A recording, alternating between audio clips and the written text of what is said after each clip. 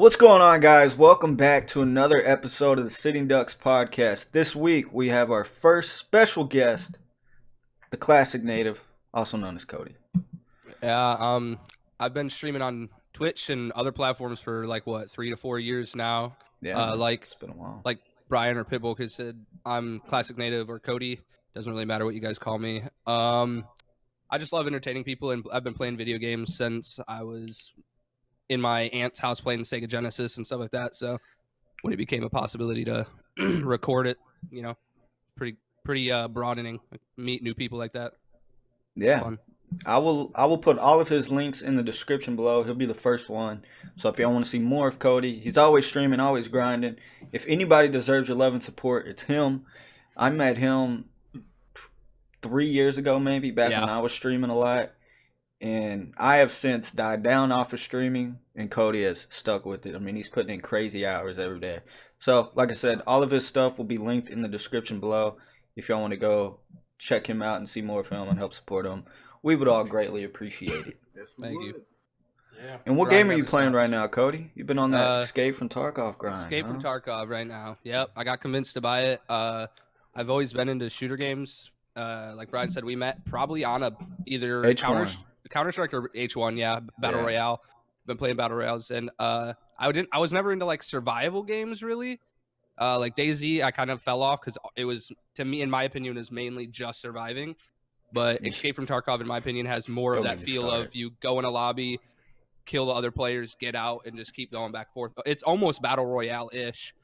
Yeah. And I kind of like it, and all the mechanics in it's awesome. Healing, the whole aspect of legs, arm damage, all that stuff is fun. Yeah, no, Escape from Tarkov's fucking incredible. I'm sure our viewers are tired of us because that's all we've been talking about every episode. Just make sure you put the parentheses on the fun part of the leg damage. Oh, fun part. Yeah. Only if you have the meds is it fun. Or else you're fucking limping. He stopped in on your stream and you were limping around. Oh my god, dude! Yeah, it is the worst. If you get shot in the leg, it makes it miserable. If you don't got painkillers to run around, well, it's a great game, though. Great game. Yeah, it is. It is. Once you get used to it and understand it's a great game, but dude, getting started can be extremely. I'm still learning stuff. Right. But getting started can be extremely frustrating, especially if you don't understand how the armor works. Mm-hmm. Man, just getting one tapped, being geared out of your mind for whatever that means for that player, and then just you're dead. Yesterday, me, Cody, and Cyborg were playing yesterday. We were geared to the teeth. We got everything that we wanted. We're heading out. Cyborg had this valuable item in game worth a good amount of money. We are in eye distance of the extraction, right? We're outside. It's a road. There's not a whole lot of places to hide. We're thinking we're on the tail end of this, right? Yeah, we're good. Nothing's gonna happen. All of a sudden, you just hear a shot ring out, and Cyborg's dead. I watched him in front of my face fall, and poof, and he dropped to the ground. I was like, no. That was awful. And then chaos pursued. Yeah, it just rained out from there. Me and Cody are laying in this trench, what the fuck do we do, bro? And then we're like, fuck it, we'll just both run. Oh yeah, he was insanely accurate. That one shot. I mean, how long did he, track? How long was he sitting on the side of that building? He saw us running down that road for a minute. Oh, I guarantee you he was just camping that extract. He probably had he had to have had a bigger caliber, a 308 or something. Because I bet he just shot you in body armor or something. But dude, he got Cody too. I was the only one that made it out. And I had no shit on me. I went in that raid and I got a drill out of it. They had all the loot on them. And they're the ones that fucking died. So nah, you message these people. To kill. This happens a lot where you're the only one that makes it out for some reason. I know. He's hey, I'll lead these two juicy guys to you. He's hiring hitmen. He's trying to get some content, apparently. Yeah. I'm trading y'all's life for subscribers. I feel it. So let's see. Me and Cyborg have been playing a new game called Mortal. And what's crazy is I literally found out it released 5 minutes after we ended the old podcast. I wish I would have known. I would have talked about it last week. But the game is fucking incredible. It had a few bugs and server issues when the game first came out. First 2 days. But But they since fixed that. There's still a little bit of issues, but for the most part, the gameplay is fucking phenomenal. I mean, the combat is so simple, but it's almost like chess, right? Where it's just simple and easy to learn, but it takes so fucking long to master it. But that's one of those games that can be so fucking frustrating. So frustrating. Just getting fucking your head cut off every 2 seconds. It looks like the movement's super important in it. Oh yeah. Yeah, well, your direction, wherever your directional is, like it's super important for. I mean, so it's like blocking and attacking. So, so you have a slash, right? But you can pick by whichever way you're tilting, which way you want that slash to go. And then you have a stab, and it's the same way. You can pick which way you want it to go, and still moving as well. I gotta ask, is it like how many directions would you say can you attack from? Like where you can block and attack from? It's a full, it's a full like 360 and one little pointer that wherever you point it. But it's not like it's like 4 kind of zones, kind of. No. It's like the. So it's almost like a wheel. Think of a clock. Think of a clock. Yeah. At any point throughout that clock, you could. That's crazy. But it's like. But if you think of like a pick 10 system from COD where you have like points. That's how you create a class. So like, if you want heavy armor, that'll give you more protection. That might cost like 3 points. But you'll be slower or something. Yeah, you'll be slower, and then like, you know, you might have to get a weaker weapon, or you can go where you have fucking no armor at all, and you're fast as shit, but you get one hit by everything. You can go in there with just a guitar, and then like if somebody pisses you off, you can flip the guitar around and just beat the shit out of people. You can go in there with frying pans. Yeah, dude, I saw a guy with 3 frying pans one game. He had a frying pan in his hand and 2 on his side.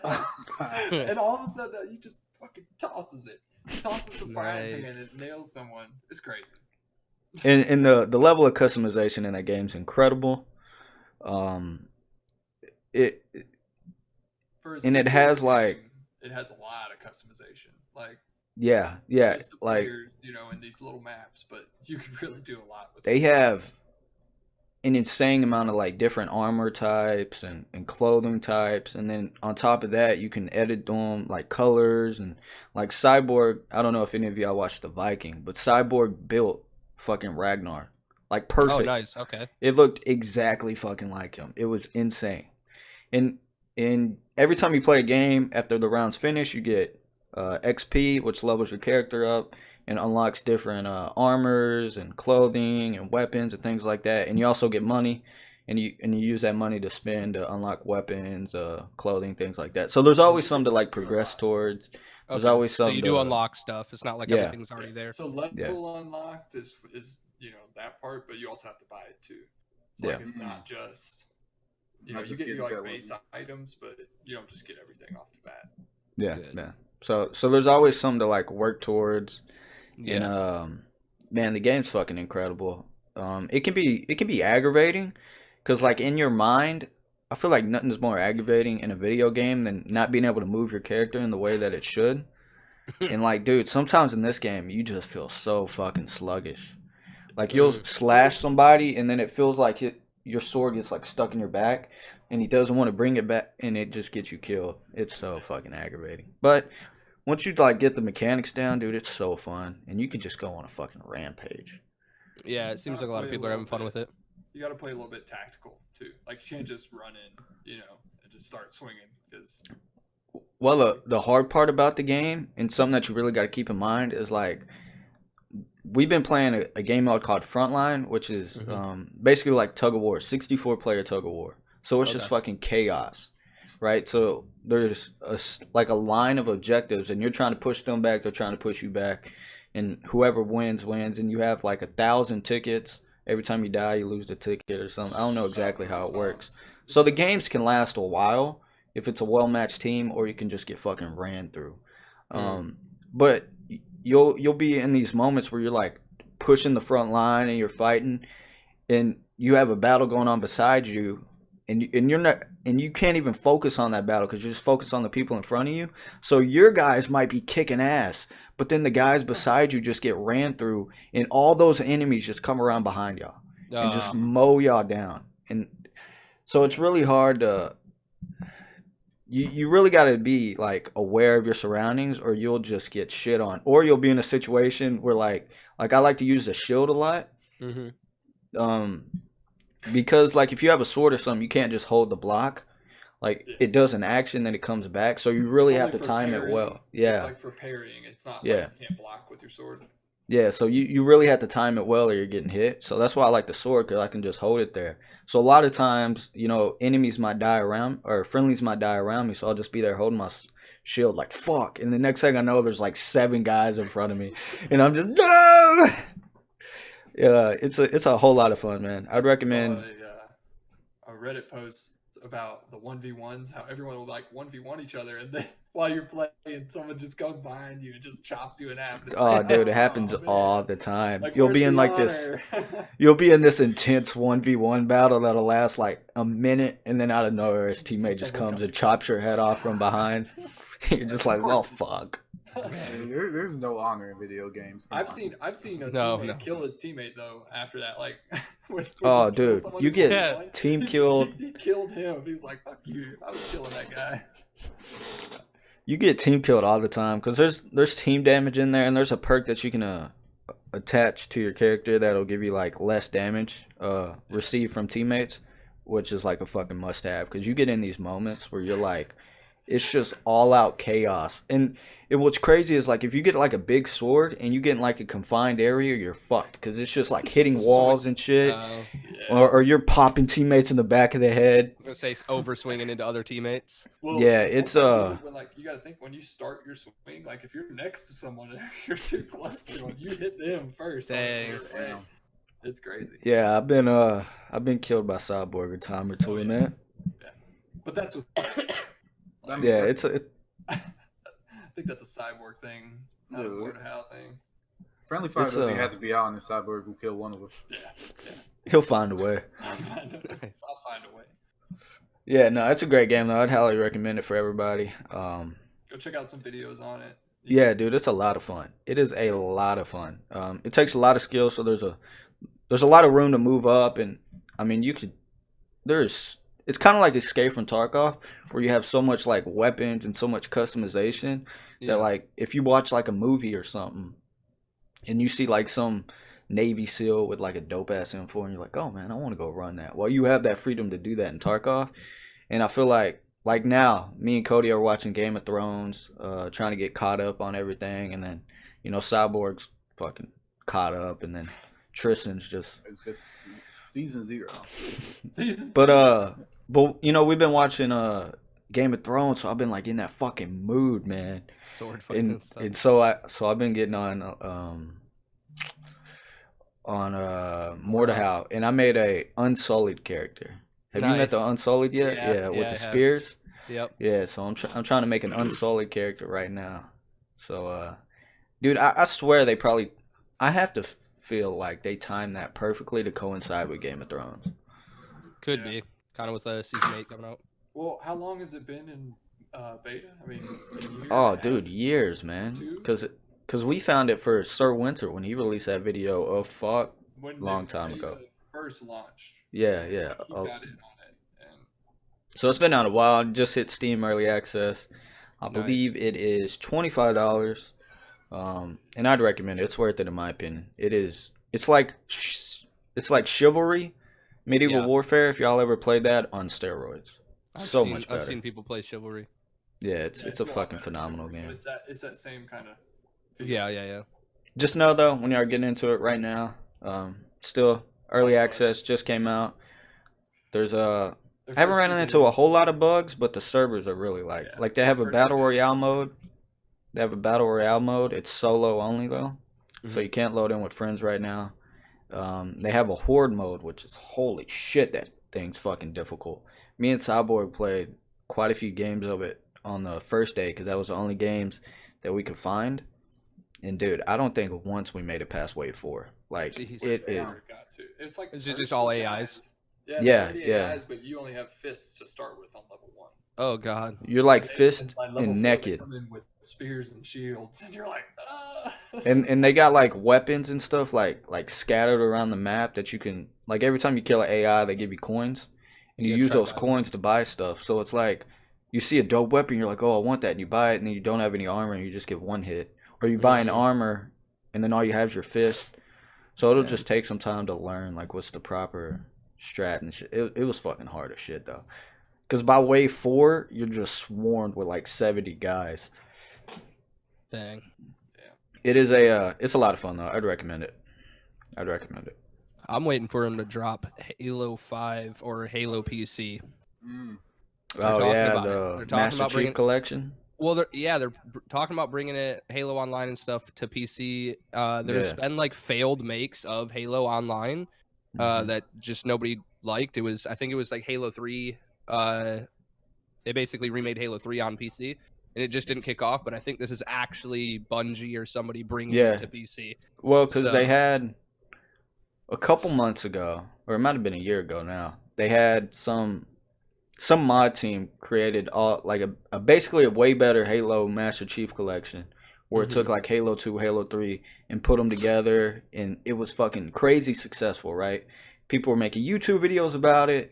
I played it a lot. It was a whole bunch of fun. It gave like that nostalgic feel. Well, Bungie, or I guess it would be 343 Studios now, said the hell with that, and they made them take it down. Yeah, they took it down. Yeah. So like you can still play it if you have it downloaded. But they can't update it anymore. YouTubers can't make videos on it at all. Like all the YouTubers that made videos, they strike their channel. Yep. So they basically killed it. And now that they saw like all the hype for it and everybody was super happy about it, now they're trying to release their own. They need to make it. But dude, I'm excited if it comes out. Hopefully it's not just the Master Chief Collection, because I have that one on Xbox. Not very good. Not very. Yeah, good. I think it's more or less for the sake of esports. Like if I mean that's where one of the first big esports game was Halo. So if they can bring a successful Halo game to PC and bring Halo to PC for esports like that, it could come back. It could. I mean, we obviously have Halo 5 or whatever right now that has some tournaments, but I still don't see much talk about it online. But if they could bring a good Halo to PC, I think it'd blow up. Well, Halo is kind of like COD, where it's not the game that we fell in love with at the beginning. You know, it's changed so much. And I don't know, without Bungie owning it and making it anymore, I don't even know if we will ever get back to that state. Right. Because Bungie makes Destiny and 343 makes Halo now, right? Yeah. And Destiny's fucking ass too. So. Yeah. Anyways, the problem with Destiny is they couldn't stop just reskinning the game. I mean, they made one game and just reskinned it and said it was a new game. Really. Well, like I like Destiny 2 better than the first one. The first one I didn't really like, but then like Destiny 2, like the original campaign, just playing through it was fun. I enjoyed it. But then it's like once you beat it, it's like, okay, now you go do raids to get like these light levels and get high in gear. And then it's like, all right, I got that. What am I getting it for though? Oh, to do the raid faster. Oh, okay. Yeah. That makes sense. Like there's just no in-game content, nothing to like work towards to progress. PvP in it? Yeah, but it's like it neutralizes everything. Yeah, the point of PvP is to just get other gear that can help you in PvP only. Yeah. Well, it's like all the campaign stuff doesn't translate over to the PvP aspect. Like let's say you're level 30, I'm level 2, it like neutralizes everybody's levels and give them like so it balances everything. You can have the best gun in the game and I can have the worst AR in the game and our guns do the same damage. Yeah. So there's really nothing to work towards in-game wise for Destiny, and that's what I hate about it. Yeah. So I don't know. Maybe Destiny 3 they'll get it right. Doubt it, but who knows. Borderlands 3 though. Oh. Yep. That's good. Yeah. I see a lot of people streaming the other Borderlands games, prepping for it. Yeah, man. They just released the That's what I got. Yeah, they just released the first Borderlands remastered. With the like updated graphics or whatever. Nice. I played through that game so much I don't think I could play through it again. I just get so bored with like the first 30 hours of the game. Yeah, I played a bit of Borderlands 2, I believe. Is that the one with the Zero, the like ninja guy with the sword? Yeah, and I mean at one point it was just us grinding the same boss over and over again for loot, but I mean Borderlands 2 I never got huge into Borderlands. Was my favorite one out of the franchise. Yeah, it was definitely good. Borderlands 1 was great. it was something new and exciting. Yeah. That was actually one of the first games I ever played on PC. Was Borderlands 1. And then, that came out. Played that a fuck ton. Stopped playing it on PC after a while. And then got it again on Xbox. Played it with my buddy Vincent. We would play through on like split screen co-op at the house. Yeah. And then Borderlands 2 came out. Played through that online with my buddy Steven. And I just think Borderlands the art great, style dude. is nice. The Oh, art dude. style is really sick. The art style, the way everything. Yeah. The art style though, like I've played it like whenever I sit down and play the game, like back then, I used to like sit there and play it for hours. I've never experienced headaches like fucking Borderlands will give you. Like the graphics are amazing, but after some hours of playing it, it's like your eyes. Yeah. I just Because love it's the like whole that comic book 2D feel ish, Yeah. but 3D at the same time, so your And eyes are kind of fucking tripping. Sharp, everything sharp as fuck. Yeah. Yeah. Yep. I just love the whole aesthetic of Borderlands. You got the art style, like the music that they have in it, the fucking insane amount of weapons. Yep. Like I think they announced for this one it has like over 7 billion different weapons. Something just fucking stupid. So Give I don't them what know. they want. I don't know. That's fucking dope. I can't wait to play it. I think it comes out September. Dude, So I got fucking dick. Me and my friend, we like it literally came out. I want to say like 2 or 3 months ago on free to play for Xbox.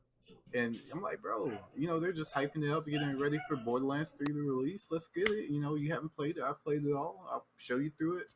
And so we get it on a Sunday. Sure enough, they have it as free to play weekend, and we try to come back Monday and play it, and it's like you have to buy the game. You have to buy. I'm like, yeah, well, we'll get Borderlands 3 together. Don't worry. We'll just wait for the next one. Yeah. Random gaming questions before we get too carried away. Yeah, let's go. Who Shall wants I to go start? first?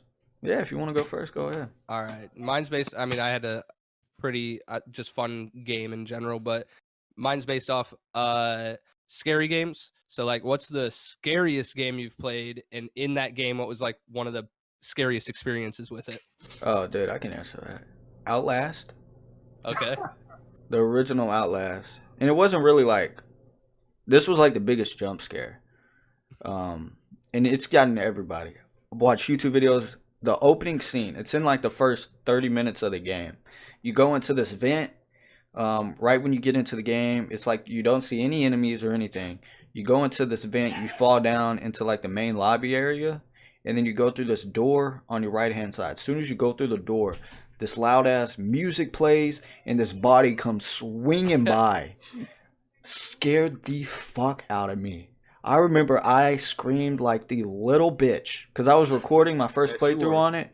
Dude, I fucking screamed like a motherfucker. It was the scariest moment. I've never seen it not get anybody. But it's more like a jump scare. It's not really like a scary moment. But just as far as like horror games, Outlast is my favorite of all time. I mean, mine's pretty one of the basic like funny games that somebody kind of just put together, but one of the Slender Man games that was made. Yep. You go through one of the parts and you're in a factory and you start seeing like missing signs of like a little boy or something. And your objective in that part is to turn on generators, to turn the lights on, obviously, to like so you can see so Slenderman doesn't come around. And all you hear is, I mean, this is gonna be like ridiculous, but all you hear is like this like weird sound. Next thing you know, you're down a hallway. You look back, and this child is running at you with his hood up, making this sound, and then it jumps on you, of course, to jump scare you.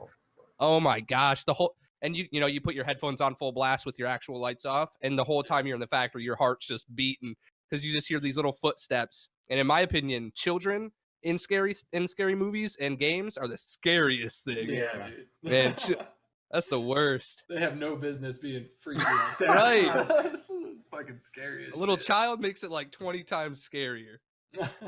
But boy, go ahead. All right. Mine's probably more of a recent one. I don't play a lot of like jump scare games necessarily, but we downloaded the Forest a while back. When Layfawn got it, and I'll never forget the first time we were in the caves, and like you had the darkest shit everywhere. You got that little itty bitty lighter on and stuff. and it was the first time we encountered those little babies. Oh God, yeah. Fucking, they aren't even babies. They leap at you. Yeah, they just like throw themselves at you. All of a sudden, they just like start popping like popcorn, like going everywhere, and then of course, like a Legsy or something comes running out, screaming and shit. And yeah, that's definitely a pretty scary. Fucking Forest has quite a bit of those little moments. One other time, it's so dark. Pitbull and I we got our house smashed in. I remember that. We put up a little cabin. That's a pretty fucking scary game. Yeah. Dude, I got like a couple. Y'all about to have to sit through me for a second. Like, first one, like, top of my head. I'm pretty sure I already talked about it on, other one. Silent Hill. Like, there's something, like, not really any jump scares in the game, but, like, for me, I'm not really a jump scare person. I can, like, go through a jump scare. Okay, boom, I can move on. Sound. Fuck me up. Like, I'm just, like, when it comes to sound, if the sound is really good and scary in games, it's like I don't even know if I can like keep going with the game. Like, it's like Silent Hill is one of those ones you're like, dang, do I want to even go to the next room? Like, man. And like it came out like early, I want to say 2000s, mid 2000s. I'm like fucking 8, 9 years old at the time playing this fucking game, bro. I'm like, I don't know. Resident Evil 4, I want to say that's the one with the fucking. You're in Africa or whatever, and then the guy with the chainsaw is chasing you. Yep. Oh my god. Oh my god. Never got past that part. And it's like I'm done with it. Never got past that part. Watched somebody play it. It was cool. Yeah, Resident Evil 4 is definitely an OG like scary game for sure. And then one time, me and my bud, I let him, come stay with me for a couple months, whatever. Resident Evil 7 came out. Yep. We went half and half on it. We were like, okay, we'll play it late at night together, hour at a time you play, hour at a time I play. Cool. This bitch would not play his part. I'm like, bro, I done spent about $35 on this game. I got to play it. So sure enough, I go through the whole game and play it my damn self, and he doesn't fucking touch it, bro. Doesn't touch it. And it's not, the Resident Evil 7 wasn't scary, I would say about 75%, but that first 25%, when you're just getting in the game and just getting used to everything, and fucking, I don't know the dude's name, fucking big fucking white scary guys kicking down doors, walking through walls and shit. I was going to say, I know in the cabin, like when you're in the cabin with that scary family or whatever, that crazy stuff goes down in that game. I've only watched people play that one. It was good. It's like it really all the scary stuff is like in the beginning and then kind of like dims down a bit and you're just going through it at that point. I want to change my answer now that I thought about it a little bit. So Outlast is the best horror game I've ever played, but it's not really like a scary. It's just the best horror game because of the atmosphere and the way that they develop the story or whatever. Yeah. The best horror game is a Dead Space series. Like that's one where like you're moving through and I'm like, don't really want to keep playing this fucking game. Yeah. Like, it sucks that they got canceled, man. Like, I was thinking that game would have been brought up in that question. Was Dead Space. Dead Space 2. Dead Space 2 would be my pick. I remember I was playing it, and I got real far in the second game, and there's these things called stalkers. I think I talked about this on an older podcast. And I was in a party with my buddy Steven at the time, and the thing these stalkers do is they'll get you to focus on one, so he's dragging your attention while the other ones come up from a different angle. So I'm like on this little step in like this little lobby area. It's almost like a coliseum. It's just this open circle with pillars everywhere. And so they're like running from pillar to pillar, and I'm following this one. And then when I turn back, there's one right fucking in front of me and just rams his ass into me. And I screamed so fucking loud that my Turtle Beaches completely cut out. They like Steven was on the other end, and I just screamed so loud that like my mic was just like, fuck this shit, dude, I'm out. It was so fucking like terrifying. But that game did a good job. When you said like you were scared to go to like the next room and things like that's fucking Dead Space, dude. Yeah. Dead Space was by far one of the best horror franchises of all time. Yeah. And it sucks that we will probably never get another one. Way to go, EA. Way to go. I'll go next. Okay. If you could pick one video game character to take into a zombie apocalypse, Oh shit. who would you take? Oh man. I have two answers. Okay. One is Doom Guy because I wouldn't have to do a goddamn thing. Just follow him and I'll be okay. Fucking This mow down motherfucker everybody. could take out demons. I think some measly zombies will be all right. But the next one would be Claire Redfield because we got to repopulate the earth, baby. She knows how to deal with zombies. And she don't look too shabby. Dude, all your likes on Twitter. Yeah, man. Like Claire Redfield or Tomb Raider, something like that, man. There you go. Tomb Raider would definitely be Yeah. a better choice. Well, when I think of Claire Redfield, I think of the older one or like the one off the movie. Because she was pretty fucking hot, sexy.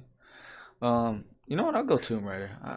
Yeah, Tomb Raider is better, especially the newer one, dude. Oh, Lord Croft. Yeah. Yeah. Laura Croft. Lara Croft. Yeah, man.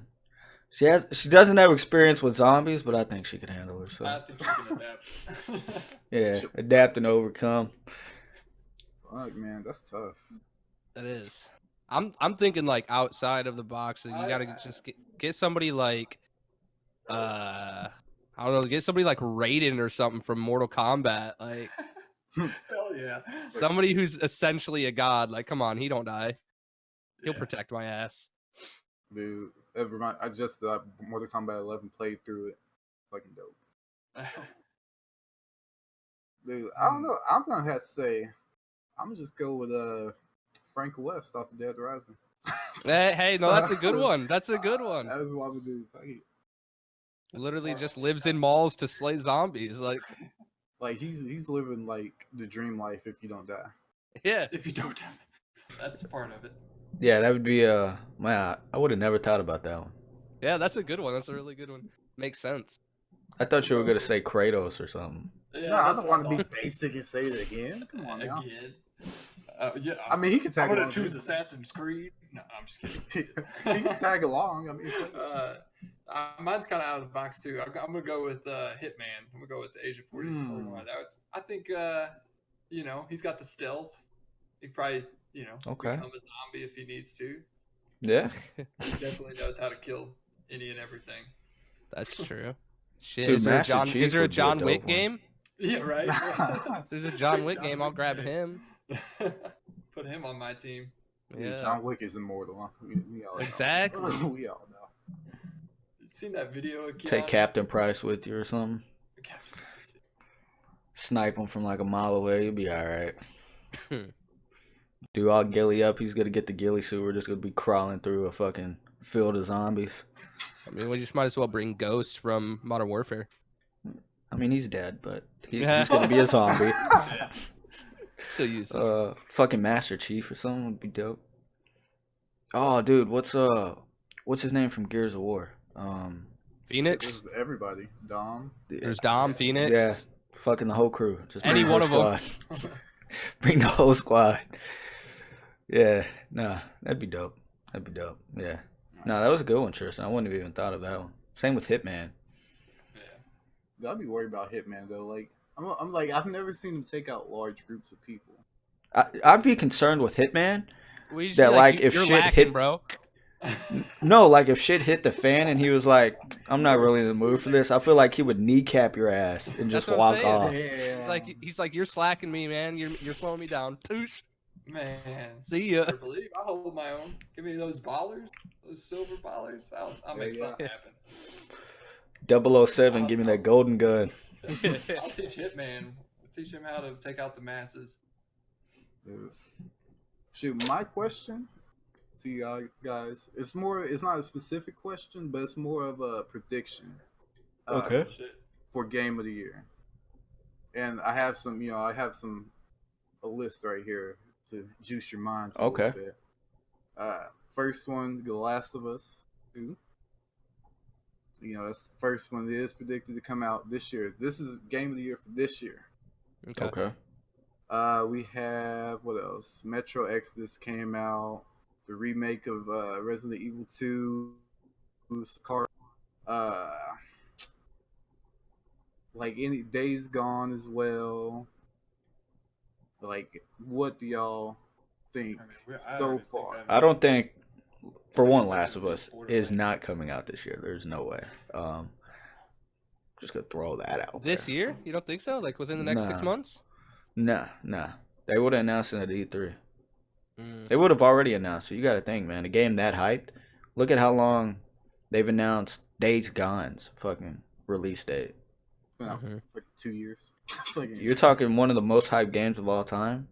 Out of all the ones you named, Days Gone. Days Gone came out. It's really good. There's a lot of bugs with it. The loading screens are fucking terrible. And from what I understand, the end game, as the game goes on, it gets really repetitive. Mm. What was the other one you named? Days Gone. Metro Yep. was on there. Metro. Oh, dude. Exodus. That'd be a good one, but Metro I don't think it'll be Exodus. game of the year. Nah, man. I don't think it will either. It's a fucking dude. It's one of the most gorgeous games, if not the gorgeous game I've ever played. I got it on PC, and holy shit, that game's phenomenal. I would put that over Days Gone. I don't think Resident Evil 2 will get it. It's just a fucking remake. Borderlands 3 has a chance, maybe. Oh, Borderlands That's what 3. I was Borderlands thinking. 3 could do it. Let's say Outlast 2 does come out this year. Outlast 2 will get it. Outlast 2, they already made the second one. Yeah. No, there's already 2 Outlasts. Yeah. Or not Outlast, Last of Us. Sorry. Last of Us 2. Okay. If Last of Yeah. Us 2 comes out this year, it will 100% get it. Yeah, that's Yeah, a there's- great game. That game's amazing. Last Yeah, of there's Us. like I don't see them failing the way PlayStation's been going with their fucking releases lately. I think it'll fucking be phenomenal. And the gameplay they showed at E3 this year was fucking incredible. Got It the looked girl on insane. Ellie. Shit, we got E3 coming up Yeah. next month, huh? yeah. We should all get together and watch it and do like our reaction over like all the press conferences. That'd be Yeah. dope, man. There's a lot of things to cover. Well, I'll say to be here's safe, why I'll say I- Borderlands 3. I'll say Borderlands. Yeah, I think that's what I would go with. I would go Borderlands 3 as well. I would say think as Last long of as Us they 2. don't mess up that, like system with having their own client now, but I agree. Oh, fuck, man. yeah. So Why'd you have to remind me of that? I didn't know they had their own client. Well, they don't have their own client. They're an Epic Game exclusive Yeah, now. Epic. Mm. They're. It's not a huge issue, but it's still fucking a minor annoyance. I was gonna say, as long as nothing goes wrong with that. Yeah. I think the game itself will be phenomenal. I mean, it's a Borderlands game. I've liked every one. The latter one that came out, The hands- Borderlands, fuck, what was it called? The one that was in space. I can't think of the name right now, but the one that was in space. It wasn't a terrible game, but compared to like Borderlands 1, Borderlands 2, it wasn't nearly on par with those. So as long as they do like a Borderlands 2 or Borderlands 1 game, I think it'll be fucking game of the year. Easy. That's probably the best looter shooter I think that's ever been created. I mean, it has flawless co-op. There's always like guns and shit. So even if they suck, like you find this unique gun, it's like, oh, that's fucking cool. Like there's always shit to find versus like Division, Destiny. It's like everybody's using the same fucking guns, right? But Right, Borderlands right. 2, I could literally find some crazy rare gun that the odds of you finding are fucking 1 in 200 billion or however many guns Right. they have. Say however many billion. Yeah. So I'd say Borderlands 2 or Borderlands 3 rather. But no, the reason I don't think Outlast 2 will be released this year is because The last Last of Us. PlayStation. God damn, what do I keep saying? Say The- Outlast. PlayStation said they were not going to be at E3 this year. So I figured if they were going to release Last of Us, God damn it, Last of Us 2, that they would be at E3 this year and really wants to hyping it play up. Outlast too. I don't even fucking like that game.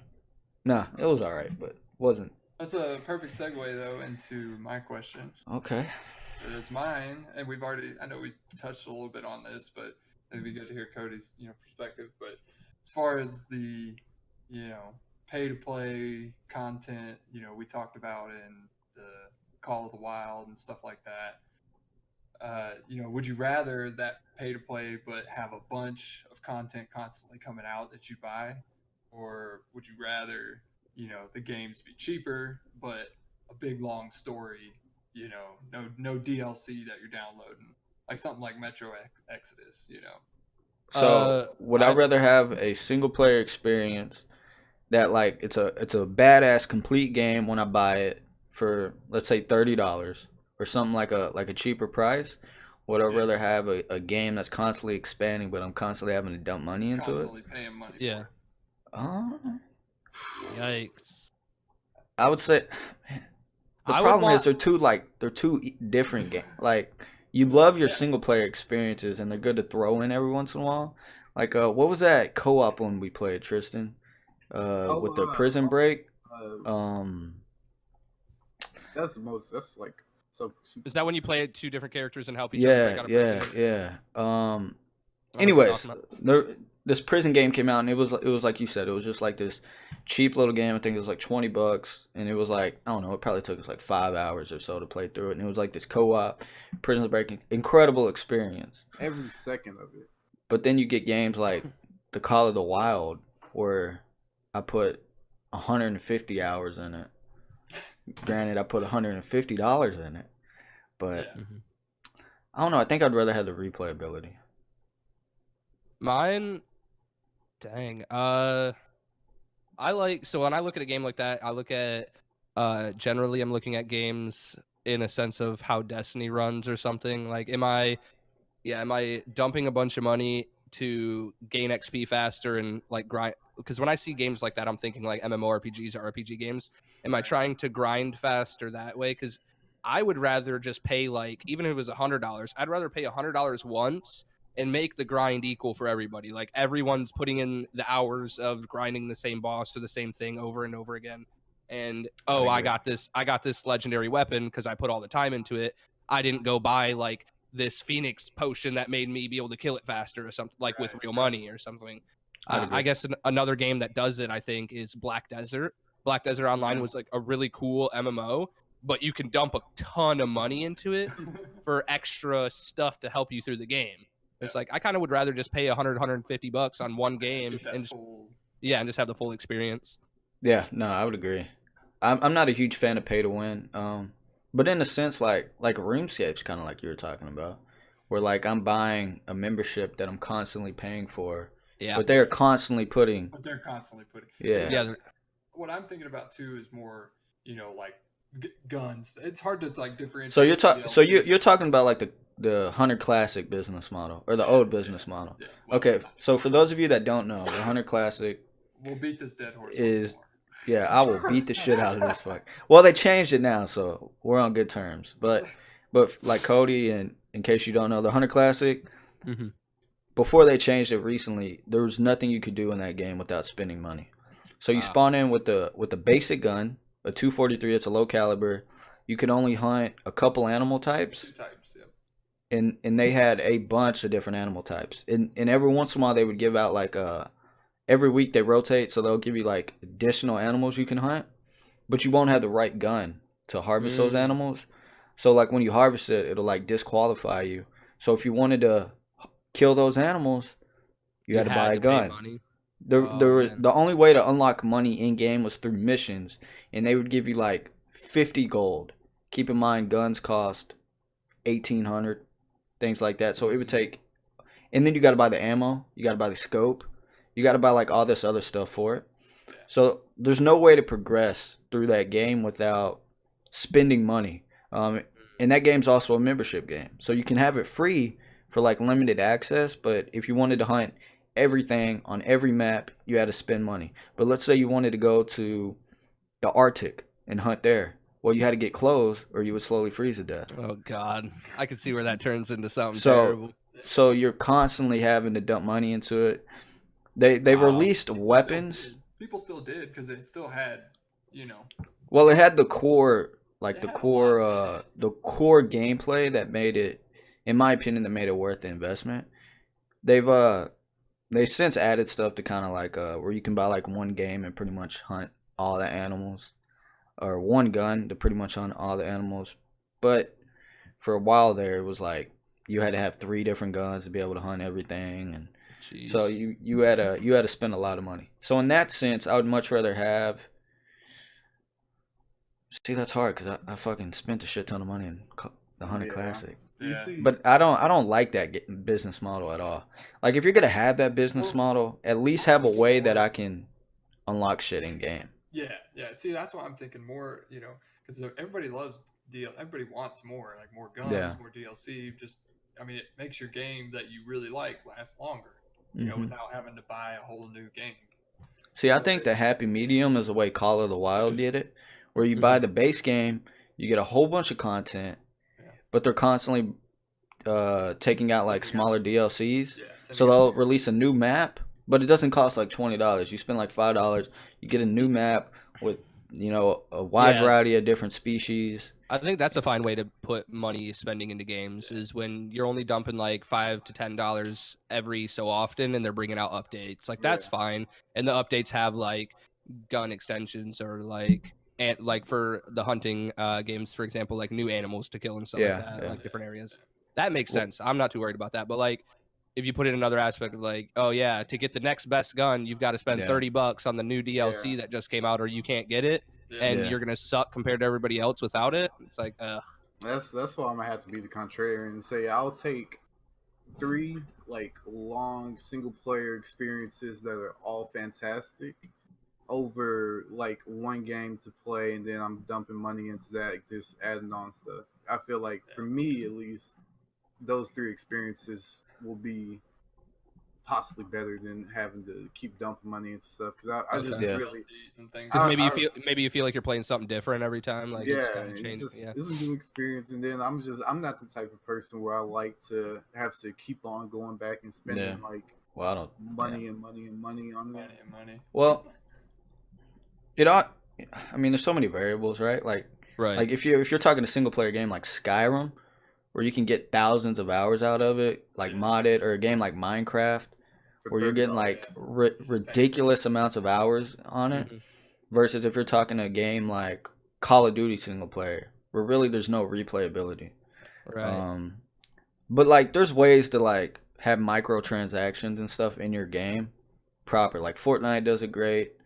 Well, I think like you said, RuneScape, it's a membership thing. So that, I don't see that as that bad. Like once I get a membership, I'm not playing with non-membership people. I'm playing with the people who have the membership as well. Yeah. So and you have that ability that if you ever want to cancel it, you can still play a great amount of content for free. Or if you did it like, it's a lot better on PC than on consoles, but like Rust or CS:GO, where you can get those skins if you want, but then I can sell them back. Yeah. I might not get the same money, or I might make a lot more, but it's not like you're just spending money and it's just gone. Like Fortnite, you buy a skin, you're not getting that money back. Yeah, it's gone, and they're like fucking $20. Hell yeah. One. Yeah, see. Like the one I didn't like was like Advanced Warfare, and things like that, where like you had gun variations that were super rare. And I think like big YouTubers did like testing and stuff, and they said on average you had to spend like $150 in crates to get that. In that game, you could buy crates to open that would get you like a better gun. Yeah. Like if I brought my gun into multiplayer, technically it would be better than the version you were using. Yeah. So that's it. Like that's the worst way to do it. And the only way to get it was through these loot boxes. Yeah. And I forgot how they did it back then. It was like if you leveled up, you got a loot box. If you completed a challenge, you got a loot box. So it wasn't impossible to get it. The issue was the gun was so rare to get, and there were so many different things you could unlock within that loot box that it just. I liked Advanced Warfare, like gameplay wise, which a lot of other people probably would disagree with me on. But it was at the same time, I literally had got the Bal 27 that they had in there, like the really good one. I had the Speakeasy, which was like a really good. I don't remember the original name of it. Like I was lucky enough to get it, so I could enjoy it a lot more than the person who had something shit. Yeah. I'm okay. I'm okay with microtransactions to a certain extent if you put it out and you know exactly what you're fucking getting. Like if you're like if you want to add a new gun in the game that's better, and you put it for $250, $2.50, I'm like, okay, whatever. I can buy that. I know I'm getting that gun. But if you put a brand new gun in the game that's better than most guns and you put it in a fucking loot box, so now I got to spend $250 and I still might not get it. Like, that's an issue. Yeah. Like skins, okay, I can gamble with skins, whatever. That's like my personal preference. But if you're putting like pay to win shit in a loot box that you still have a chance of might not getting, that's when I have an issue with it. But if you put it to where like it's a set price and you know exactly what you're buying, then that's a little bit more bearable. Still don't like it. All loot boxes are fucking human nature of fucking gambling. Yeah, it's fucking dangerous too. It's fucking dangerous. Oh yeah, no, CS:GO is a huge example of that. That's why they. I mean, like, they had the gambling sites too. And that's why they took a lot of them down. Yeah, they took a lot of them down because of that. Because the statistics realistically, you had a bunch of young kids on it. Yeah. And I mean, I've had $0 to $500 worth of stuff on one of those gambling sites, and then none again. I mean, like, seriously, yeah, it's just, it feeds that nature of gambling. And I mean, it's like Brian's path. Yeah, like Brian's saying, somebody probably put $200, $300 in the game just to get that lucky skin. You know, yeah. It's just dangerous. Yep. It's definitely a demon, and they're just feeding that demon, and people are fucking just dumping money into it. Yep. I mean, speaking it's not too far off, but like you said, Fortnite with the skins though. Like, people are just buying the skins. Like, oh, I'm gonna look cooler than everybody. Yeah. But I mean, I'm okay with that. It adds no like you know what you're getting. Yeah. It's just a fun little thing you get, and there's customization. You know, it doesn't affect the game. Yeah. Dude, go and Brian knows this because he said he's tried it out. Go to fucking 2K My Team. Oh my god. And like watch some videos of pack openings on there. Oh, and literally at the end of every video, they're like YouTube. Oh man, that was good $300. Like, or FIFA does the same thing. FIFA, like all the sports games, I feel like are a perfect example of like the pay to win, where it's like Triston, you play a lot. How long do you think it would take you to grind out your character to max without spending any money? Dude, I don't think I've ever heard of anybody doing it. That sounds like a fucking, like, it's stupid. Like, say this is how. Oh, I know. Like, I bought 2K19 this year. I think I bought it just the regular price, $60. They give you 2,000 VC. What you need to get your character to like an 85, that's where it caps you at before you actually have to start the grind. You know, as they say, that's where you actually get to play, and then you'll see your level go up. To get to that 85, you have to have like 250,000 VC. And they give you 2,000 for buying the $60 base game. Jeez. You get, if you buy the $100, you get 200,000 VC, and you still need to buy 50,000. Jesus. And how much VC do you get per game? Per game, you play a micro game, you're looking at around 500, 600 VC. And how long does an average game last? You put it on, if you need more VC to get that 500, 600, you put it on. Oh, you can change the. Yeah, you put it on, change the quarter length. And I would say if you play like 10-minute quarters, that's when you'll hit the 5. Wow. And that's only to get to 85. That's not 99 overall. No, that's 80 fucking 5. And then you gotta spend your fucking hours to get to that 90 plus. Yeah. Jesus. See, like I fucking hate that on the My Player, and then I hate it on the team one too. The team one's really bad. Team one's terrible. Team one is the epitome of like, it's terrible. And then on top of that, they're making all this fucking money, and their servers are ass. They never improve. Never improved, and that's been a thing of theirs for like, they've been consistently that bad with their servers. Like, they should just put it on the back of the fucking case at this point. Yeah. It's a part of the game. Our servers suck. They'll put that #1 sports game on there, right on the front of it though. Fuck that. Yeah. #1 money dump. Yeah. Dude, yeah. Before I forget to segue into, since Cyborg brought up the 100 Classic, tomorrow, well, it'll be tomorrow for us. It'll be Tuesday. It'll be May 7th. May 7th for y'all. May 7th, so Tuesday tomorrow for us, but this will be uploaded on a Friday. We will be playing, me and Cyborg will be on the Hunter Call of the Wild. Big update coming out tomorrow. The True Rack system, randomly generating antlers for animals, rather than like the five like set antler sizes they have in the game right now. First it'll be coming to Whitetail and Blacktail. It's an update that I've been talking about fucking religiously the past couple weeks. Cannot wait. It's going to make it a phenomenal game. It's going to add a crap ton of replayability. I know in one of the previous podcasts I mentioned that I was a bit confused on the score, where it was like they would get like a 200 class buck, but it didn't match what a 200 class deer would look like in real life.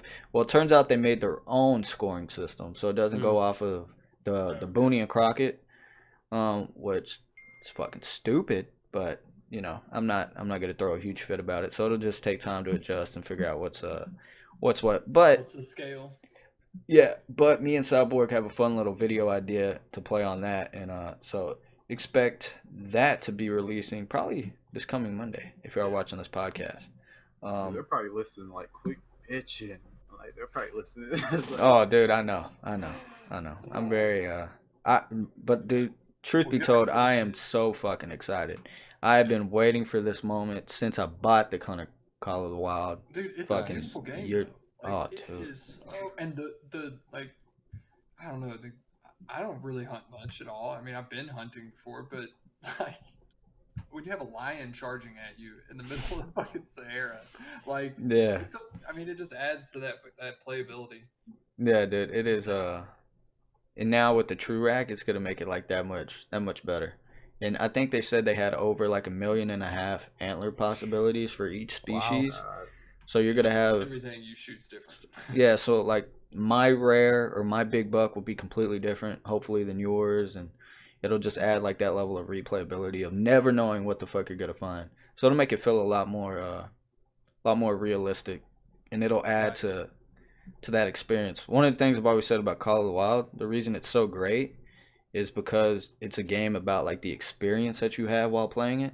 Like you're in this beautiful fucking scenery, and then like Cyborg was saying, me and him were playing the African map, just kind of unwind to relax the other day, and he's like hunting a fucking lion, and we're like on this ridge, and it goes down in the valley, and on the other ridge we see the lion, and Cyborg had already shot it, but he didn't make the best shot, so it's just over there limping. I'm like, all right, Cyborg, take your time, get the shot. He shoots, the lion disappears in the cover.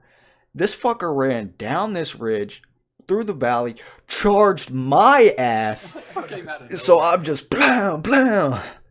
It was a fucking crazy moment, dude. And that's what I love so much about that game. Is like it's about the whole experience. It's not just about running around and shooting animals. Like you just get these crazy intense moments or like these crazy like journeys where you like shoot an animal, but you don't get the best shot, so then you're tracking it for 30 minutes and then you see it again, and it's just fucking. Cody, are you a hunter? Because I've already had to profess to Brian, like I got Cody to buy the game too.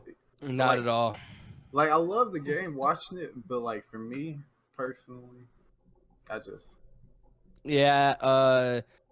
Escape from Tarkov is about as much as my patience can go. As far as my patience can go. Bro, the first I've literally never been hunting in my whole entire actual life. related. I've shot guns and stuff, but that's about as far as I go. I mean, it's definitely like I understand like how Brian's saying, where it can be the thrill of just like the whole, not just shooting the thing, but like the whole journey of it is nice. And I've played the game a little bit with Brian. He got me to buy it, and it's fun. It was nice, but it's just not exactly what like I personally play. But it's definitely, I could definitely see where it's an enjoyable thing. I remember specific too. I mean, it's one of those like niche games, you know. Yeah. Which it's also a specific game with not a lot of market. Like not many other games doing what the Call of Wild does successfully.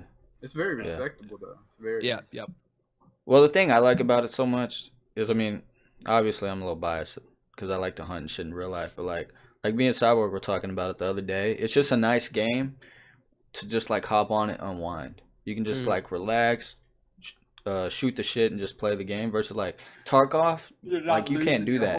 Yeah, you can't do that. Tarkov, like you're on edge the whole fucking time. Yep. Like I remember Cody, you remember the first time we played it, that first night? where we kept fucking up the shots on the elk. So we were chasing Yeah. it, and it would lead us to more elk, and we would end up shooting them. And we were still chasing this one that we fucked up, same this one. massive one. We made a fucked up shot, and it kept staying downwind from it. And Yep. then it would lead us into another group of bull elk. So me and Cody would slaughter all them, get back on the trail of the original one, follow him to another group. No joke, we did this for like 3 hours. Yeah, it was a long time. Like, that was the experience, man. And like, just the other day, I was playing solo. I was bored. And I was playing on the African map, hunting Cape buffalo. And I ran into a giant herd. And I fucked up the shot. And I was chasing this herd for over an hour and a half. Like, they just kept running and running. And then one of them would, like, get in a bush and it would fucking charge me. It's just all about the experience. And now that, like, I played a lot of games, like, I'm getting out of that, like, that competitive mindset. And I'm looking for games like Tarkov. Games that are going to give me that just fucking... Risk of Rain, which we More to haven't how. done. More to how. Like, Risk of games that Rain's give you pretty that... fun. You played that, Cody? Yeah.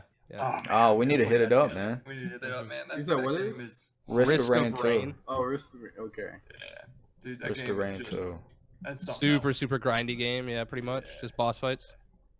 Yeah, it's just fun. It's just a good feel of game that you can fuck around in. But apparently, the more people you get, the harder it gets. Cause like Yep. Just because there's less perks to go around. Well, and Versus- I think it spawns more things. Yeah, Scaling. It does. Got some scaling on there. Yeah. But yeah, no, Cody, we should hit that up sometime, man. Yeah, I for sure. fucking love it. It's a great game. We haven't played in a little while. We need to update it. But yeah, so that was my spill on Call of the Wild for this week. Yeah, I'll talk about it again next after week. the video, we'll shut him up. We'll I think you cut it down. They went from like 45 minutes to 30 minutes. Hey, don't get me No, started you on the can't go art. any lower than 30 minutes, though, right? Don't get me started on the That's his art. minimum. Hey, don't Riding dinosaurs. Oh, like God. Arc. Ugh. That's I a couldn't get curse. into that. Oh man, don't get me started. I already did my rant about it last week. Yeah, we talked about that. I went I on mean- a little bit of a... One game that I kind of like enjoy that's one of those definitely not talked about games because it's so small is Dauntless. I don't know if you guys have ever looked into Dauntless.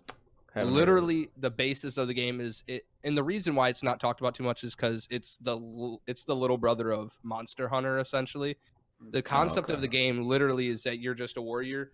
You go into on an island. Essentially, it just puts you on an island, and your goal is to fight just this singular one boss on the map. You slay the boss, but the concept is like you don't just kill it. You chop its tail off. You can get certain pieces of its body from killing it, but you have to specifically target those body parts, and that's how you get your better gear. Is because you need the body parts to put together, like on the main island. Dude, And it's that would pretty be- fun. I mean, it's pretty cool.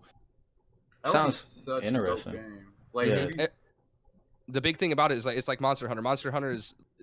Monster Hunter, you actually go somewhere and you're running around this huge area hunting. Like you're fighting little things. I think Monster Hunter you do until you find like the giant T-Rex and you try to slay it. And you're Yeah. usually doing mainly following quest lines and stuff. This one there are quests, but the quests are simply just slay 5 of this creature or something. So it's Uh, like a simpler version almost? Yeah. It's pretty Okay. fun though. I mean, I didn't too much... Sorry, go ahead. You basically kind of just progress through the game, unlocking the more difficult creatures, and that's how you get like the better gear. And like I said, you have to cut off the specific parts that you need and stuff, so it makes it kind of good. Sounds... What'd you say it was? Dauntless? Dauntless. Okay, I'm gonna look it up. I didn't too much care for the Monster Hunter, man, because it was like, Mhm. dude, that game was so fucking... There's so much shit you have to worry about that, and it's so in-depth. it has don't its know. own fan base too. Yeah, and it's... He yeah. doesn't care too much for anybody to make any dinosaur games ever. Well, it's not even dinosaurs. They have like... if there's a some dinosaur weird in shit. it, he's But it's gonna have an like- opinion. But it's like no, it's like the monsters. Like each monster has like their own weakness, and you gotta Yep. do this, and that. It's crazy complicated game, and it turned me off when I was playing the Yeah, there are the there are beta certain before. things like that in Dauntless, but it's like I said, it's way simpler. It's a lot simpler. I'll check it out. It sounds dope. Yeah, it might be free at the moment right now. I'm not sure. Is it on Steam? Not sure. Let me look. Dauntless. Yeah, I haven't heard of that one. Dauntless. Sounds dope, man. Hey, you can never go wrong with free. Mhm. Ah, This is true. Free is where it at. Oh, speaking of that, Human Fall Flat, man. Oh, yeah. That new update. Human Fall Flat. I think I was telling you a little bit about it the other day, Tristan. Human Fall Flat is the most ridiculous game. It's like you have these different levels, and it's like just hardcore parkour your way through them. But there's like stupid physics, and your character's like this thing of like your character's like the big blow up dolls at wacky waveable inflating flailing arm tube men. Yeah, that's what your character's like, and it's just like goofy and a ton of fun, and they have like all these onto things. Like that's funny. You're grabbing is like latching on. So and I they think have I've seen like it. Aren't the maps like puzzles basically? You have to kind of solve. Yeah. Well, me and Cyborg loved the game, thought it was phenomenal. But our biggest gripe was like once you beat the game, there wasn't really a whole lot of playability. They recently added workshop support, so now people from the community can build their own maps, and we can go through and play through it. So me and Cyborg want to go through and play through that and make some videos for you guys, because that game is fucking hilarious. Yeah, that's kind of like when they made Mario Maker or whatever. Because I mean, Mario's obviously an awesome game, but it's the same levels. But then they made Mario Maker where you could create literally your own levels in Mario. Your own Mario. Trials. More people, more devs need to do that, because there's so many games that like are mediocre. Or they die off too fast. But because of mods and stuff like that, like Minecraft's a perfect example. Like Minecraft's great, but it's infinitely better that they allowed all that mod support. Yeah. Like there's this game out right now that very few people know about. It's called Ravenfield. It's a single player. Yeah, it's a single player Battlefield basically, where all you're doing is playing with bots and stuff, and you can control how many bots are in a map. And when the game first came out, they had like 10 or 15 weapons. They had like the basic tanks, things like that. And then they had a handful of maps. Well, they added workshop support. Now there's thousands upon thousands of weapons. There's thousands of maps. They added vehicle support to thousands of vehicles. Now they've added skins in different game modes and stuff that you can download now. So now there's like an infinite number of things you can do in that game. I have hundreds upon hundreds of guns. And it's not like... There are some very shitty guns that, like, I don't know why people fucking took the time out of their day to upload this to the workshop. But for the most part, like, there's a lot of, like, high-quality stuff.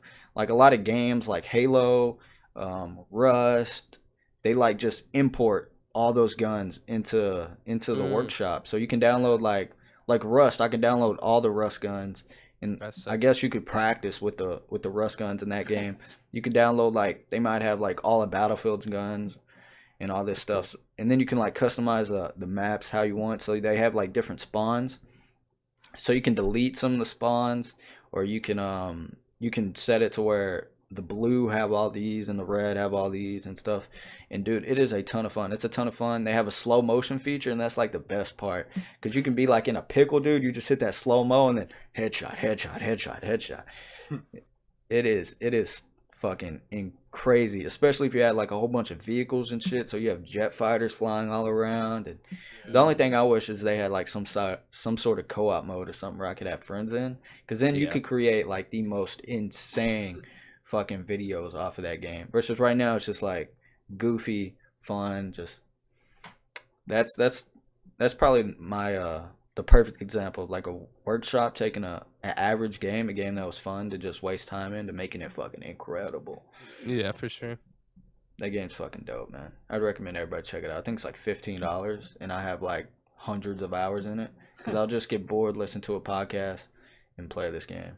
Nice. It's a good way to practice aim. If anybody's new to PC gaming or whatever, it's a great way to just get the hang of everything and practice around. Nah, fuck that. I played over your house. It was a fucking lots of machines. Well, I have them turned up all the way, so it gives me a challenge. Destroyers. You can turn them to easy, and they'll aim like Cyborg. That's the bots I'll be facing.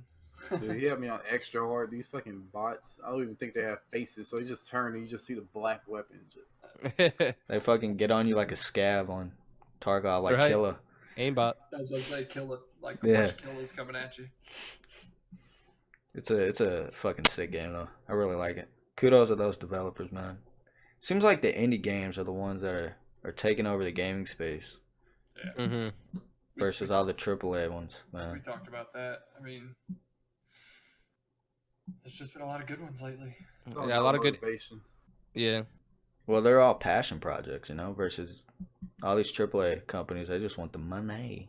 Mm-hmm. A lot of good indie games put out a lot of like just a bunch of variety content in their game, and it makes it more fun because there's so much to do in them. Yeah. Unfortunately, though, there's a lot that don't get the notoriety and they just die Mhm. off.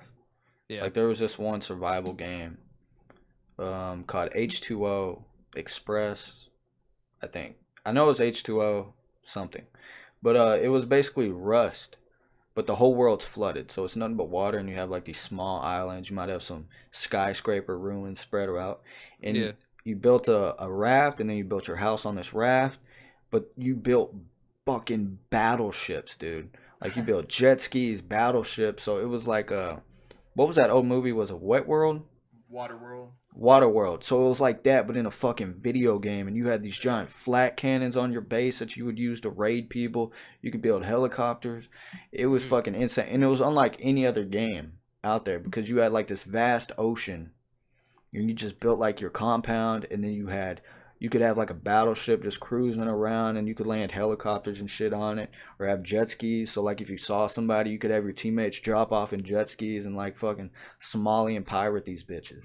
It was like we had, I got it with Chris. Me and Chris got it on release. Okay. And we streamed it at first, and the devs were like, they were stopping in the stream, giving us information, like. They were just being fucking incredible, and unfortunately, the game didn't get like the notoriety that I wish it had. But like the first day we were playing, we met these guys and we became friends. Well, it turns out they backstabbed our ass. As soon as I made a sniper, they fucking killed me, took the sniper, took our jet ski, and we had these neighbors and they were nice enough to give us a jet ski. And how did we repay them? Well, later we built a flat cannon on our base and we blew into their base. That sounds like Rust after all. Dude, it was fucking. It was like it was a nice change of pace. It was a different taste for survival games. No other survival game out there was like that. But there's a lot of games like that, man, that just don't get. Like I was watching a video of some competitive FPS that just came out, and supposedly it had great mechanics, beautifully, but it had no advertisement, no nothing, and there was no bots. So it was like you bought the game, you go in and play, and there's 0 servers. So it's like, what do you expect the people to do? Yeah. And they're Got to give them some filler in between. yeah, at least bots. I mean, like Mortal when we got on, you can play Mortal with bots, complete bots. So like when we got on and the servers were down, we hopped in a game with some Stop bots. in and just fuck around. So Yeah. there's always something to do, man. There's always. I love games with bots, man, because there'll be more times where I'm like, dude, I don't feel like dealing with people. Let me go in and play, just fuck around with some bots. Feel like a god for a second. Love games with me and cyborgs. Yeah. Yeah. Cyborgs running around. Oh, dude, what's great about Ravenfield is they have a feature where you can change all the names to your Steam friends. It's fucking great, just shitting on you guys all the time. Oh, that's great. Yeah. That's funny. Man, video games as a whole have been kind of lately. Not a whole lot of variety out there right now with Battle Royale. Yeah, But, there's a lot of streamers talking about that, how it sometimes is hard to wake up or whenever your schedule is to stream to actually pop on the stream when you know there's literally only like 2 games that the content and viewers are going to come to. Yeah. There a lot of streamers saying something needs to happen or something needs to change because it's just it's hard for them anyways. I mean, I'm not there yet, but to live off that when you're bored yourself of what your job is. Well, yeah, Oh, like 100%. so we'll see how it goes. We'll see what happens. Like I've talked about this a bit. I have issues playing games solo now. Like I have unless it's like a single player experience. But even that, like sometimes, dude, I just can't sit down and play video games by myself very often anymore. Like I at the very least I have to have somebody in Discord to like chit chat with. Yeah. So like, dude, like a battle royale game, it comes out like I've lost interest at this point. But even like when PUBG was in its prime and me and Triston were playing it all the fucking time, never played solo ever. I just could not do it. I get so bored. But when Tristan's on, me and him could play 15 hours straight and I'd be all right. And that's how it is with a lot of games.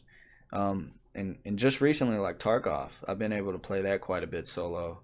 But for the most part, like for whatever reason, man, I just can't play games by myself anymore. Mm-hmm. So I can only imagine like if I was streaming, especially like you know if I started streaming right now, I wouldn't have any followers or you know all the people that did follow me, they fucking moved on with their lives. So definitely makes it harder. Yeah. Yeah, it'd be super fucking challenging, man. So I get that 100%. I mean, having to play. That's where you see Fortnite. where some of those games. Yeah, Fortnite all the time. Like you live off Fortnite, and that's where I like respect some of the other streamers. Once you're that big, anyways. Like obviously, he's one of the better ones, but like Shroud is not always on the battle royales. He's playing Escape from Tarkov. He plays Risk of Rain. He plays some of the other games, and I mean, it essentially is giving them viewership and people to play it, but still, it's like he just started doing that, right? No. For a while there, he was PUBG only. It was just PUBG. Then PUBG. Yeah. And then he was Apex and when Apex came out, he played a lot of nonstop Apex, but still during Apex, he was still switching it up. Yeah. And it's like when you're that big and you can do it, you have to switch it up because some of those people, like I said, who are saying it's hard to come on to stream and play the same 2 games. Well, yeah, because it's the same games that are coming out. Yeah. Well, yeah, no, I agree. Like you have like Summit, you have a lot of those big streamers that recently have been switching up a lot more. Yep, they've recently became variety streamers essentially. Yeah. Summit's been on GTA a lot until. Dude, that's what everybody's been playing lately. Sea of Thieves just had their huge update too, though. So. Yeah, what they have out? Sea of Thieves now has Sea of Thieves. I haven't got to play it yet. So Sea of Thieves essentially was just do quests, get treasure, turn it in. That's pretty much. I mean, you could sync other players and take. Yeah, you could sync other players and take their ships, or not their ships, but their treasure chests. And that's what drew Summit to it. Was that he's like, okay, you can be pretty cheeky and funny on this game because you can like lay in these weird little hiding spots in ships, and then they sink their ships and take like the rarest chests in the game. Well, now the game actually added. I know it's stupid, but like they added fishing. So now there's fishing quests. You can buy a fishing pole. You can buy specific bait for specific fish in different areas. So you fish, and there is like size differences to them. There's look at him. There's actually he's downloading it. There's actually a battle royale mode now where you spawn in a specific area and it's just players, and the goal is to be the last ship remaining, and then you get a reward for it. You get the treasure. What else? They added some other stuff that I'd have to pull up the patch notes for, but there was more in-depth stuff they added to it. Yeah, well, this was just like this week. They just did it this week. Because when I was playing it, the most recent thing that happened was like some of the Athena's chests, those super rare chests. Yeah. Now they added some of all this other like stuff you can actually do that's not just syncing each other. Yeah. That's when we were playing a bit, right? Yeah, I mean it was literally with the Athenas and stuff. Yeah. Yeah. Well, we didn't make it that far. We got shit on a fuck ton. Yeah, that's my problem. I'm problem with that shit. Sea of Thieves is the chest. Like, I was expecting, like, bro, I'm about to go in. I'm about to open up these chests. Who knows what I'm gonna find in them? No, you just turn them in for money. well, my issue with it is like, there's only cosmetics, man. Yeah. Like, that's all. There's nothing new. No different guns. No, nothing. And then like the PvP has always been an issue for me. You don't really get any reward for it. Like I've been saying, at the very minimum, when you sink somebody, all their barrels should at least float up, like with all their cannonballs or wood, bananas, shit like that. Oh well, not that, not like the cannonballs don't. The cannonballs should, yes. Yeah. But their chest and stuff does. Like the chests and stuff do, but I'm talking about like the actual supplies that you have to spend. You wasted killing them. And I remember one of the things that really made me stop playing recently when me and Cody were playing, is it really opened my eyes, is like when I was watching a video from Summit and he was playing with his crew that he normally plays with, and they got into this crazy thing where it was like 2 Krakens and a Meg at the same time or something. Yep. And they ran out of wooden planks completely, far as fuck away from any outpost. So in theory, you should be sunk. Like every hole in the boat that you could possibly have was bringing in water. You told me about one person steered, the other 3 people bucketed, they never sank. Yep, they could bucket fast enough that they could sail all the way to an outpost. So like, if all you have I'm to playing, do is let your boat sink and then loot your stuff right out of the water. Yeah, so like if I'm playing as like a duo, like me and Cody, and we're playing against a 4-man, if they can just bucket quicker than we can do anything, like Yep. If what they the bucket fuck's the faster than we point? shoot, then Yeah, we can't like beat 'em. we would never be able to sink them. Versus me and Cody playing, there's no way that we would be able to out bucket, and they would just overrun us so quickly. Yeah, because you so can't it's two-man one of the giant ships, so you can't keep so up it's with a just- full crew. So I'm looking at it, and they added cooking, so you can cook the stuff too now. And so like what they called it was the Hunter's Call update. So what it allowed you to do is get the fish, Look at Brian. and the pigs and chickens and snakes that were already in the game aren't worthless anymore. You can actually find them, cook them, and stuff. And then the other update, I think, like Tristan was saying something about, I wanted to like open the chests up and stuff. Yeah. I think, yeah, right here, collector's chests. There's chests that you can find that open now. Like you actually open the chest up. So it is like a treasure thing. And then these chests, they say you can actually use to store stuff in, and so they added quite a bit. It was one big patch that was 3 updates, 3 additions. One of the additions was just an anniversary update, which they just brought some, I think, new cosmetics. Yeah. Dude, that sounds fucking dope, man. Yeah, I still think even with that update, there's still a lot of work that needs to be done. But dude, we're definitely like, I'm thinking in a year or so, like Sea of Thieves is gonna be like, it's gonna be like in a great fucking place. Cause I even had fun playing with Cody. I mean, you know, we had all the tryhards that have been watching Summon and stuff, and that like mastered that just like shit on us and kind of ruined our morale and stuff. And then we had some like glitches where I like fell through the fucking map and stuff. But for the most part, it was fun, and it was way better than when the game first came out. When the game first came out, me and Tristan played the beta, and it was like nothing to do. So when it first came out, you maybe literally just turned in chests. Yeah. For my biggest thing was the cosmetics, man. I wish that they added like I was talking to Cody and Tristan about it, like how dope would it be if there was like a harpoon with like a rope attached that you could put on your boat somewhere that I could like attach onto an enemy boat so they couldn't go anywhere. Yeah. So it's like it's do or die time now, but and it's just like this all out war and shit like that. Like, because at the moment you just launch yourself out the cannon and hope you get on their boat. yeah. So it's just, and then when me and Cody were playing, game, though, I feel. What's up? I feel like that hunter stuff though is pretty a lot more. Yes. Yeah. Oh, dude, that sounds like meat and potatoes to the game. All I'm doing is fishing now. Well, I was about to say, because like you don't have to just sail around now. I mean, can you sell it? Can you what? Can you sell like the fish and stuff? Well, I think there's traders that are more involved in the fish and the cooking now. Yeah, because like the cooking obviously is added there so you're not only eating bananas for health. Yeah. So I'm assuming you could, because it says something along the lines of like mastering cooking. So I'm assuming you learn new recipes to heal more at a time instead of just like 1 or 2 hearts or whatever. So, but yeah, I mean, it's like, I brought up Black Desert a while ago. Black Desert's an MMORPG game, but literally go on the beaches and there's like hundreds of people just fishing off the docks. Yeah. Yep. That's all they're doing. Sounds like RuneScape. Yeah. Same thing with RuneScape. Yep. There's a lot of like little skilling, Well, there's a lot of like little details that people don't realize. Like me and Cyborg were talking about in Far Cry 5.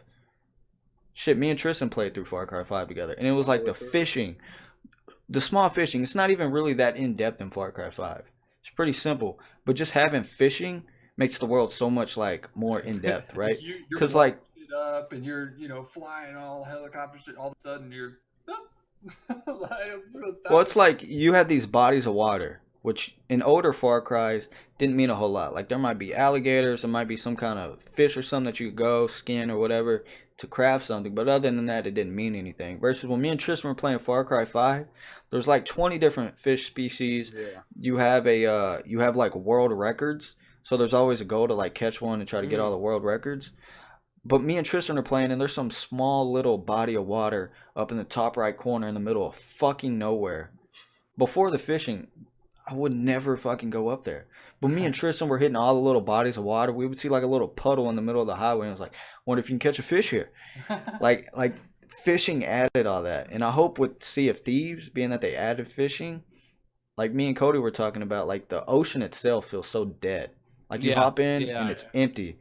Like, dude, I hope that they add like shit swimming around now. See that I don't know about that. That would make it 10 times better because I'm assuming you don't have to just be right on a beach to fish. I would hope that I could just fish off my boat, and if that's the sense, you would hope, that they added that animations or the character of the fish in the water, because like Brian said, you could dive down in and you would hunt a shipwrecked boat, and the only thing you have to worry about, because the ocean is so empty, was maybe a shark coming by.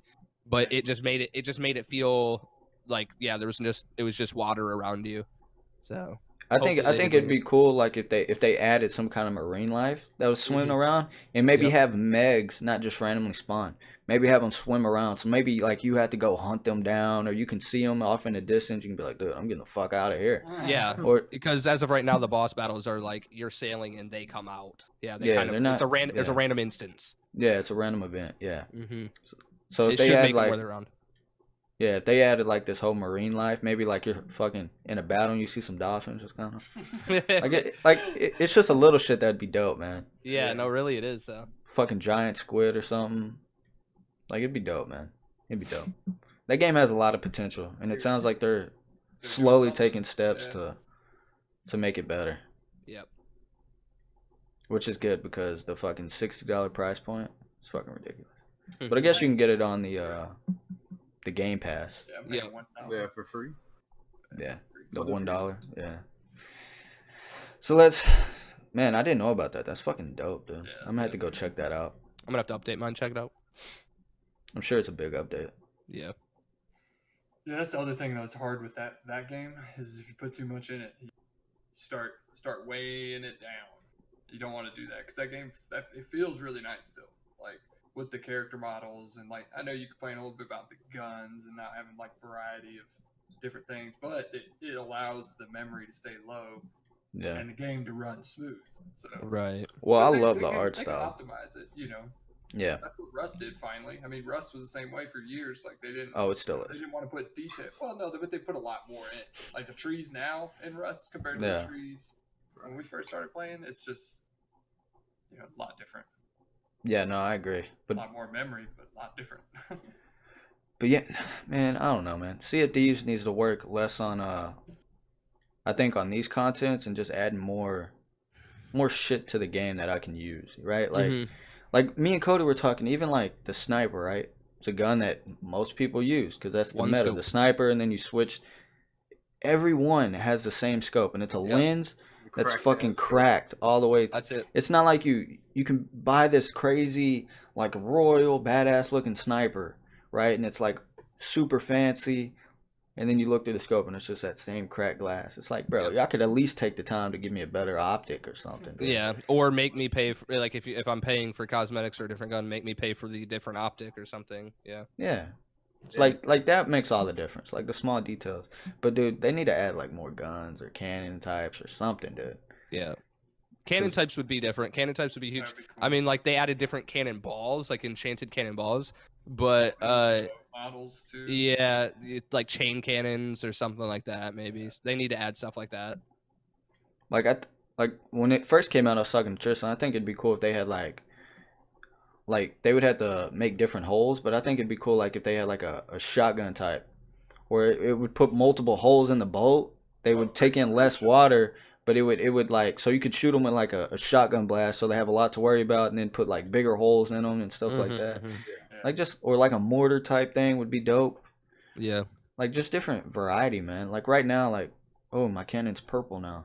Cool. Yeah. So like add like a ship customization where like like 2 of your cannons could be a specific style of cannon. Yeah. Different ships all together. Different ships all together would be dope. Would be cool. Yeah. I mean, like, you don't have to like change the core of the ships too much, but just like, different aspects of it, Could we even change ourselves when we first started, Brian? Yeah, you could, but it was like from white to red to yellow to black. Yeah, now it's just really designs and stuff. Like, as far as you can go now is really just, I think you can get like a ghost ship looking sail where it looks a little torn up or something, but it's not really a big deal. It's just a cosmetic thing. Yeah. Like I get what they want. They want to have it where it's like friendly, anybody can hop on at any point and play it. Nobody's like at a disadvantage. But at the same time, I feel like for the longevity, it's gonna hurt your game a lot more. Right. Like I would like to have like maybe a smaller ship that's weaker per se, but it's fucking fast as shit, or it can turn on a dime. Now that is actually a thing in the game. The smaller the sloops or whatever, the smaller ships are faster and can turn better, but it takes 2 shots and it's done.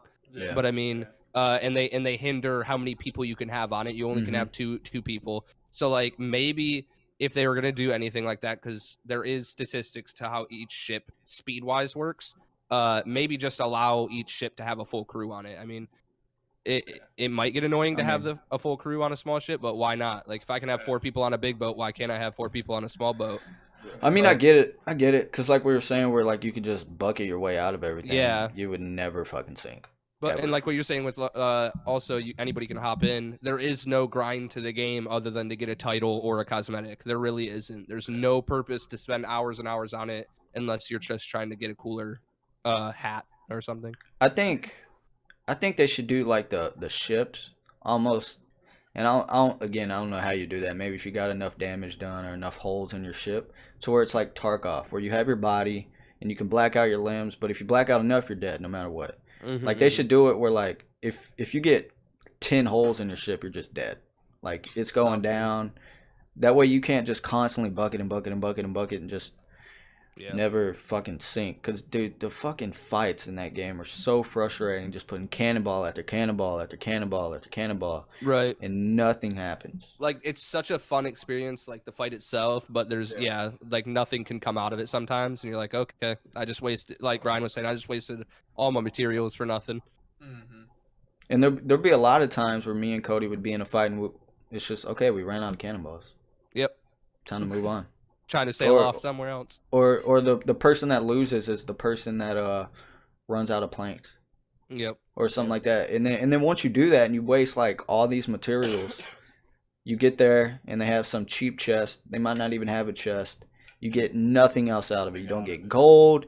You don't get any reputation. You don't get any supplies back. Nothing. There's literally no incentive to attack people. Like you get nothing out of it. Just RNG if they have anything. Yeah. That's why the whole thing got kind of brought up. Like what Summit does is trying to sneak on people's ships first, and then just like wait for them to get stuff. But Summit would literally spend 3 hours on one person's ship, waiting for them to have good gear, and then call in his friends and then hunt them down. There's no incentive to start shooting at a ship that you randomly sell by, because you have no idea. Which if you're streaming, like that's cool. Like stay on somebody's ship for 3 hours. But like I'm not streaming, I'm not doing anything. I'm not fucking chilling on somebody's ship for 3 hours, and then my buddy's like, I wonder what it's like over there, man. Like, you know, it's fucking, I don't know. There's definitely some things that need to get figured out with that game. Yeah, they're gradually getting there, little by little. It's like I said, it's leaps and bounds better than when it was on release. Yep. But they need to have some like core shit to work towards, not a title and a color on my boat. Yep. The cosmetics are cool, but I mean, like I lost interest very quick when we were playing. Like the game is just, I don't know. There's nothing to work towards. There's really no skill gap in it either. Not a huge skill gap. Like now with the Summit thing that got exposed, like now there's like just getting one shot, but I feel like that's more like the double pump in Fortnite. Or didn't they already say they were getting rid of it though? Yeah, people were saying that they were going to get rid of fast weapon switching in that game too. Because in Sea of Thieves, like if you guys don't already know, like you used to be able to switch from the pistol to the sniper immediately in Sea of Thieves. So all you had to do is rush up. Yeah, all you had to do is rush up and barrel stuff somebody and just go bop bop and switch really quick, and you instantly kill them. So you can't react. You can't. Yeah, people's technique used to be cannon launch yourself, catch yourself on one of their ladders as they tried sailing past you, and you would literally just double shoot everybody off their ship, and then you could kind of sink them from there. But it is super picture every fight you get in Tarkov, you just get headshot right away. That's how it was in Sea of Thieves. Oh, yeah. You mean my life? The only way to avoid it was to make sure that if somebody was swimming towards you or shot towards you, you just sailed the opposite direction. Yeah. But yeah, so. But again, I think different weapons would help. Yeah. Fix the. I don't know. That game, like I said, it's moving in the right direction. This update sounds dope. I'm gonna have to check it out. I just want to fish. Just live a life as a fisherman. I wonder if you could sell them though, because I imagine people would just stand at an outpost, fish, go and sell it. Fish, go and sell it. You know. I'll tell you. I don't know. Yeah, I mean, a cool idea though. It built a trading company known as the Hunter's Call. It doesn't say if you can sell it though. It says rewards await those who catch the rarest fish and cook the finest dish. So. I wonder if it's like you get a quest. Like you can't just sell any fish. Like you get a quest and it's like catch 5 tuna, and you can catch any fish whenever, but you can only sell the 5 tuna if you have that quest activated. It does say like you can snap your line, so there is like the like I said, I haven't played the update, so there is the mechanic of you hook a fish and you have to like try to reel it in without snapping your line and stuff. So I wonder how that is, whether it's going to be just like button combination, like it pops up like type WASD, or if it's going to be like a space bar kind of thing, or I don't know. I could assume that it was maybe a button tapping thing because it is on Xbox as well. So I don't know. I think it'd probably be like a Far Cry. Where it's like directional and okay. Yeah, you can let slack out, you can reel slack in, maybe something like that. Let off the button. Yeah. I'd imagine that's what it'd be, but I don't know. Who knows? Does sound dope though. Fishing while killing people. Put fishing in any game. Brian's on board. Unless you can ride dinosaurs. Unless you fuck up the dinosaurs. Well, guys, we have done 1 hour and 40 minutes. That went by like fucking that. Y'all want to hop on some games? Do some actual gaming? Yeah, do some actual gaming. We talked about them for a little bit. Let's go fuck some shit up in Tarkov or something. Yeah, I was gonna say I gotta take care of animals real quick, and I'm getting back on Tarkov for sure on stream. So that's definitely what I'm doing. Oh, dude, that'd be dope. All 4 of us in a raid. We can do that. All right. Thanks for tuning in this week, guys. If y'all want to see more of Cody, like I said, all of his shit will be down in the description below. He streams. What day? Do you have a schedule? Generally 9 p.m. Eastern to whenever I go to sleep. Yeah. Every day? Every day. Even working. The grind even does not fucking stop, dude. Yep. This dude's always at it. So I'd really appreciate y'all to go give him some love and support. I know he would. He's been at it a while. If anybody deserves to get any sort of attention and following, it's definitely him. He has put in the time for sure. So all of his stuff will be at the top of the description below. And then below that will be me, Cyborg, and Triston's social media. Expect some new content to be released here soon as far as gaming. And we are trying to work on our first big project for the channel. We're still putting everything together. But hopefully in the coming months, we will have some cool, like, big short film, big projects being released. Oh. I got something exciting in the works I haven't told anybody about, but that will be coming hopefully later this week. I'll be able to fill y'all in more about that. Anyways, guys, I hope y'all enjoyed this episode of the podcast. If you want to see more of Cody, links will be in the description, and let us know if you want us to have him back on the podcast. And as always, guys, we appreciate you watching, and we will thanks for tuning in. We will catch you in our next video. See you. Peace.